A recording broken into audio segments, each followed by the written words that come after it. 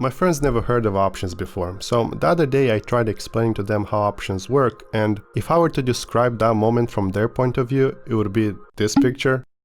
I realized it might be confusing and overwhelming using all the terminologies, so I took on a mission to create a video with the simplest explanation possible. And if you're new to options or still confused on how they work, then this video is for you. Meet Michael, Ben, and Jeff. Ben and Jeff are farmers that grow pineapples. Michael owns a juice stand where he sells fresh fruit juice every summer, and every summer he buys pineapples from either Ben or Jeff. It wouldn't matter from whom he is buying the pineapples, what matters is that every year he is paying the same price every time. $3 per pineapple. Except this year. This year is different because Jeff is retiring and moving to a different city.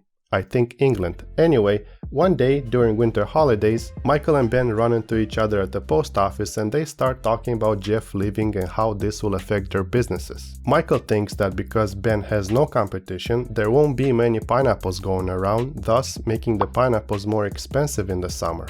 Ben, on the other hand, thinks that because he is the only one who grows pineapples now, this will attract competition, and other people will become pineapple farmers, thus dragging the price down. And while Michael and Ben are having this friendly disagreement, both of them giving compelling arguments, they decide to make a deal. The deal goes as this: Michael will buy 100 pineapples from Ben in summer. But because Michael doesn't want to pay more than $3 per pineapple, he will give Ben $50 right now, and when the pineapple season starts in summer, he will have the right to buy the pineapples for $3 even if the price is above that. In other words, you could say that Michael is buying some sort of insurance for $50 in case the price of a pineapple does indeed go up. Now let's fast forward to summer and look into different scenarios for each of our characters. Summer is here. As Michael predicted, pineapples are in high demand. Ben is selling them with $5 a piece to other buyers. But because Michael has made that deal with him last winter, he can now buy his pineapples with $3 a piece. And because the deal was for 100 pineapples, he is paying $300 plus that $50 that he paid for the deal, so in total he spent $350 instead of $500. Big brain math here, so this was a good deal for Michael. Now let's look at the scenario where the price of a pineapple is $2. Even though Michael has the right to buy them at $3, he is not obligated to do so. Logically, why would he buy the pineapples with $3 when the current price is $2? So the deal that he and Ben made last winter is now worthless, and he paid $50 for nothing. Does that make sense so far? Are you still with me? No, maybe, I don't know. Okay, bear with me. Now, let's go from the same scenarios but from Ben's point of view. Summer is here, right? The pineapples are $5, but because Michael paid him $50 for the deal they made, he is obligated to sell him the pineapples with $3. Now Ben isn't really upset. This is the price that he sells his pineapples every year, so getting an extra $50 on top is like a bonus. The only thing that Ben is losing here is the opportunity to get more money if he were to sell them at $5. So he missed on additional $200. But because he got $50 from the deal, he only missed on $150. In scenario number 2, where the price of a pineapple is $2, Ben won't be able to sell them with $3 even if he wanted to. Because, as you remember, it won't make sense for Michael to buy them at $3 if the current price is $2.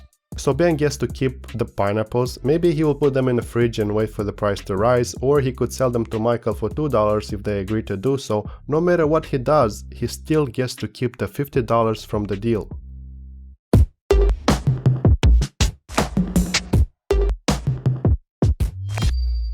Let's translate this story into the world of stock market. Now, this whole deal that Michael and Ben had can also be called an option contract.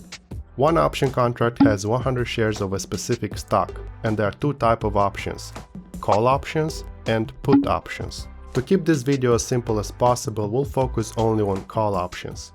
See, Michael has bought a call option, and for that he paid a premium of $50.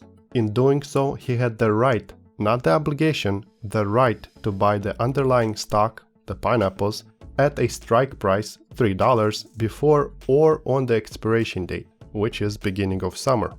Ben, on the other hand, has sold a call option, and for that he collected the premium of $50. being obligated to sell the pineapples if the market price is above the strike price on or before the expiration date. I know this might be a lot to chew on, but it's crucial to understand the difference between buying and selling options. In most cases, call options expire worthless. That means most of the Michaels out there will lose money. If your name is Michael and you're watching this video, I'm sorry. Look, in all seriousness, my opinion, if you want to make money with options, you want to be Ben in this case. You need to sell options and collect premiums. Usually when you sell a call option contract, you already own 100 shares of the underlying stock, and thus this will be referred as selling a covered call. Let's actually sell a call right now on Robinhood. I have 200 shares of Nano Dimensions, so that means I can sell 2 covered calls. I already sold one at $17.50 strike price, and I can sell the other one at $15 strike price. The expiration date is 10 days from now. Obviously I can choose a different expiration date if I wanted to. And for selling this contract, I will be collecting 5 cents per share, so that will be $5 for my 100 shares. I know $5 isn't too exciting, but yeah, it's free money. Why would you say no? It's free. It's free real estate. Also, these premiums can vary depending on expiration date and strike price. The higher the strike price, the less premium you can collect. So, make sure you're on a call tab as well as sell tab. Add this option to your order ticket. Continue, review order. One option contract.